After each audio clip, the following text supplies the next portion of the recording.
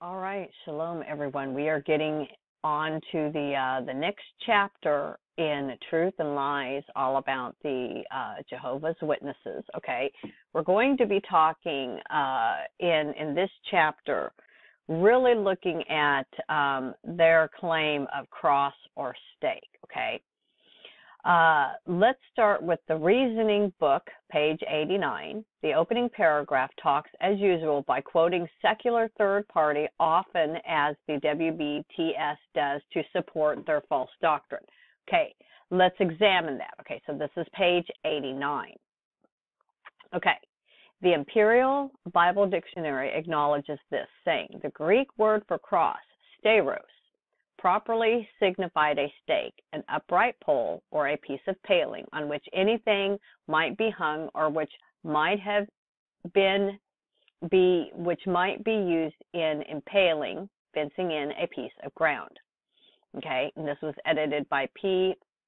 Fairbairn, London, 1874, page 376. Okay, look closely at the end of the opening statement, talking about this right here. And look at those four, dots. What could those dots mean? Let's look.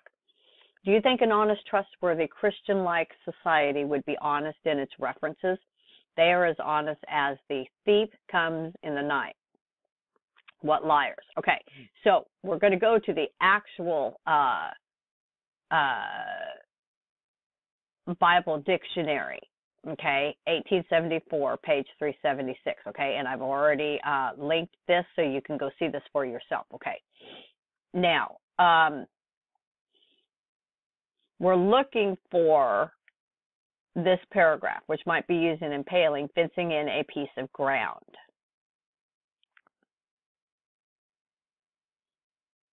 Okay, it's right here. But see, then they don't quote what comes next. That's what's highlighted in yellow. But a modification was introduced as the domination and usage of Rome extended themselves through Greek-speaking communities. Okay, even amongst the Romans, appears to have been originally an upright pole.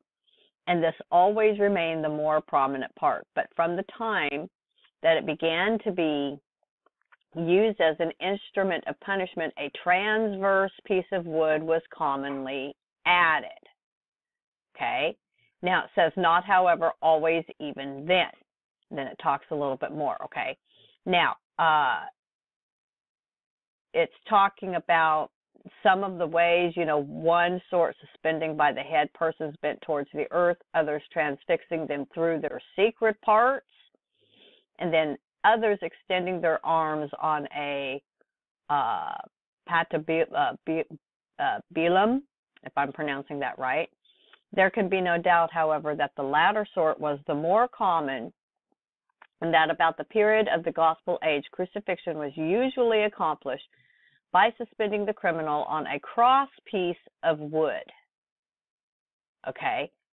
And then it goes on to say, but this does not itself determine the precise form of the cross, for crosses of three different shapes were known to have been in use.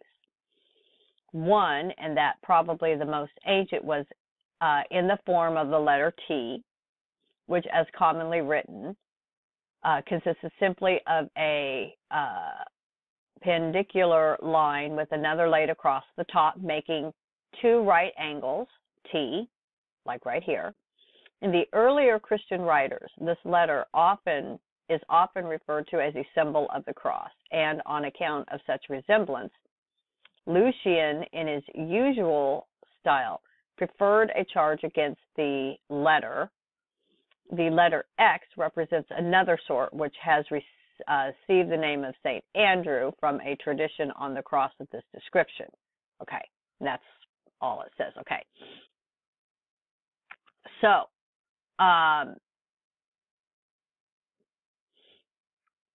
all they did was just quote just up to a certain point, as if to try to say, oh, see, it was always just the stake, and there was never the cross beam, okay? To be honest, this dishonesty, just kind of stopping it here, but not continue reading what we just looked at, this dishonesty, we should stop here. We shouldn't need to go any further with this falsehood. We have once again proven the lies. Okay? But we're going to continue just for the sake of good journalism, basically. Okay. Now let's examine the current website. Okay, let me grab this link. So a critical lexicon and concordance to the English and Greek New Testament, steiros, never means two pieces of wood joining each other at any angle. So we have a secular quote once more. Let's examine the secular quote from the source. Okay, and here we see the full quote. Okay, in a critical lexicon and concordance to the English and Greek New Testament, states that steiros was simply an upright pale or stake to which Romans nailed those who were thus said to be crucified. Merely means two driven stakes. It never means two pieces of wood joining at any angle. Even the Latin word crux means a mere stake.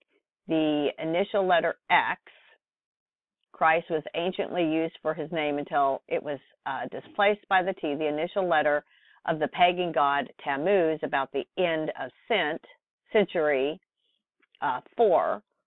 Bullinger's 1877 statement, written before the discovery of thousands of manuscripts in Koine Greek in Egypt, was revolutionized understanding of the language of the New Testament. Conflicts with the documented fact that long before the end of the 4th century, okay, the Epistle of Barnabas, which was certainly earlier than 135 and may have been of the 1st century AD, the time when the gospel accounts of the death of Jesus was written, likened to the letter T, the Greek letter ta, which had the numeric value of 300, and to the position assumed by Moses in Exodus 17, 11, and 12.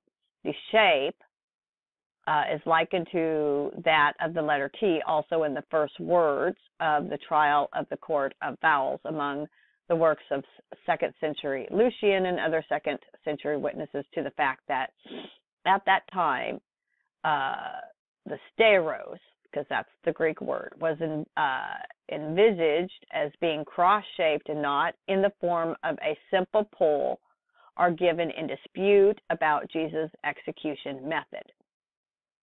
Yet more deceptive quotes, yet more deceptive lies. Yet we have heard it a million times, if not more. The cross is a pagan symbol and is often referred to as idol worship. However, how would they consider the copper serpent given and made by Moses as an image that the Israelites had to look upon to live? Okay, now let's refer to the website for their explanation. Let me grab this link. You can go to these links to read their full explanation about Moses, okay, and the copper serpent, okay. I find it amazing to see the last paragraph, that they themselves make a reference to Jesus Christ, but no mention of the image to look at as a reflection to remember that perhaps we could look at as a reminder, not worship, that Jesus Christ died for us. Jehovah sent his son, Jesus Christ, to earth. Jesus was hung on a stake because many people thought he was bad, but Jehovah gave Jesus to save us. If we look to him, we follow him, then we can have everlasting life. But we will learn more about this later. Let me just interject something here. I'm a little bit familiar with this. Okay. The Hebrew roots kind of get into this probably in not so good of ways. Kind of how I've heard this talked about is, and you have to really understand the Levitical law that God gave as far as what was required for the Passover sacrifice. Now, obviously, that was done on the altar, that God gave all the specifications and requirements to Moses for the Passover lamb to be sacrificed upon. Okay, now obviously you couldn't take the Passover lamb and go put it on a pagan altar. I mean, can we just all understand and agree with this? Okay, well, see, what they try to say, because it's a little bit deeper than the cross as a pagan symbol, they try to say it's like basically a pagan altar, that Jesus couldn't have, to be the true Passover lamb, he couldn't have been crucified on something that God would consider like a pagan altar. That's where a lot of this stems from, okay? And so I'm not going to go all off on, a second study on this. But did just want to point that out. Okay, well, the Romans had very specific ways that they crucified people. Okay, and I guess maybe archaeology, research. I mean, some of you may wish to go dig a little bit deeper into this. But these, at least it shows it could have been either a stake that he was crucified on. Let me show you let me see if I can find a picture of, if it was a stake, what that could have looked like if it wasn't a crossbeam. Okay, and then we'll continue.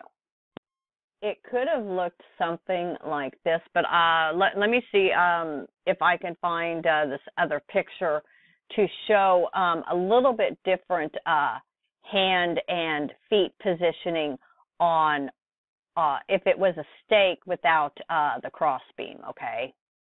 Okay, well, I couldn't find the picture that I was looking for, and I knew this person and know he was not a Jehovah's Witness.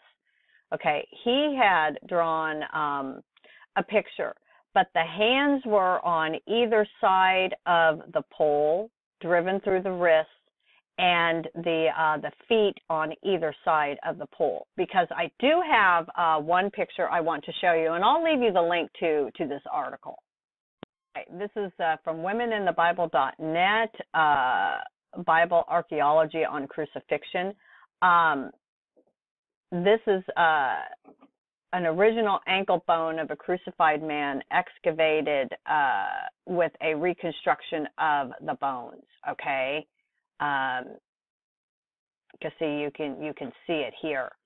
Okay, so whether it was in front or on the side, because I mean, whether there was a crossbeam or not, there was a pole.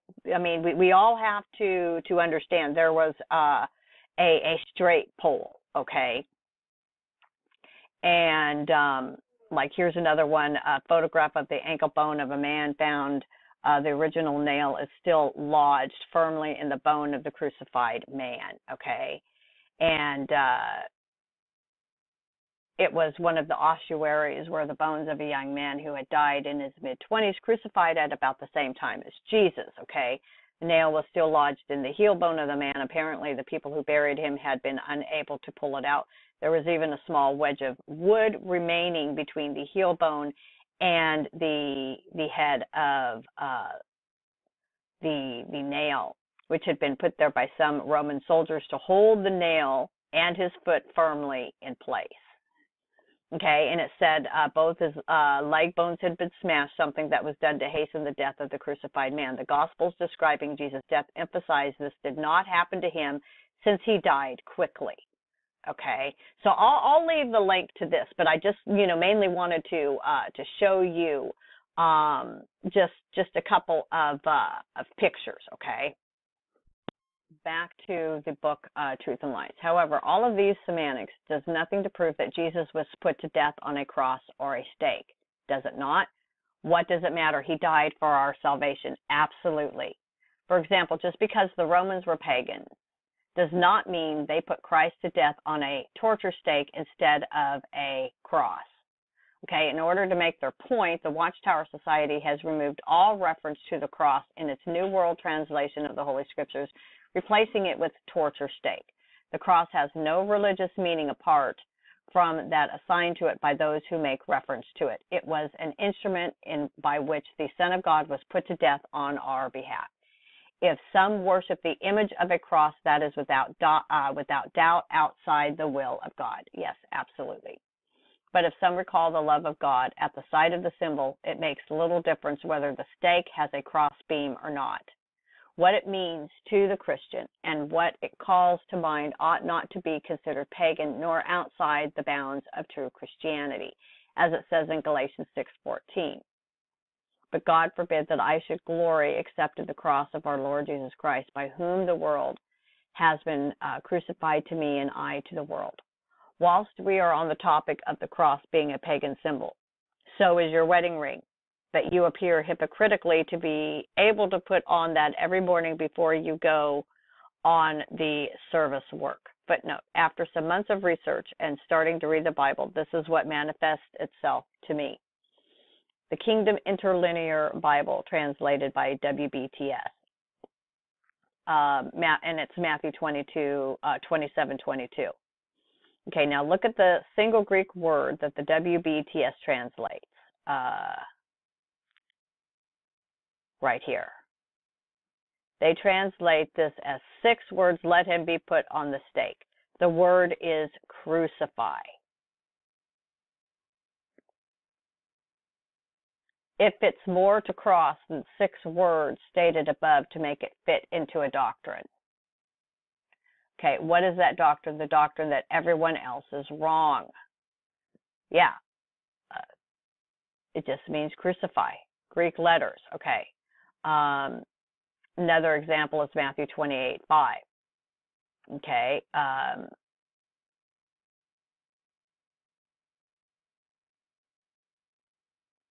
Right here. Having been put on the stake. Once again, the New World Translation translates this in 5 words. Just means crucified. Okay, finally, let the Scripture speak. Turn to page 57 on what can the Bible teach us. Okay, let me grab this link here.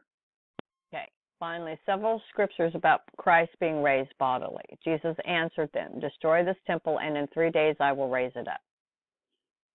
Unless I see his hands, the print of the nails, and stick my finger into the print of the nails, and stick my hand into his side, I will certainly not believe. Okay, then he said to Thomas, reach here with your finger and see my hands, and reach here your hand and put it into my side, and do not be unbelieving but believing. Thomas answered and said to him, my Lord and my God. Okay. It is clear that the literature is even going against the simplest of biblical Bible texts. The literature which shows one nail driven through the wrist. Because see, that's what they try to do, is just say one nail went through both hands.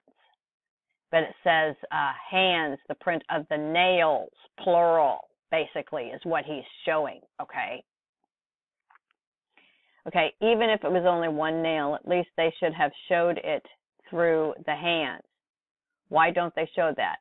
Because one of the most frequent arguments that JWs use to debate the nails in the hands is because it wouldn't support the body. Well, this is true.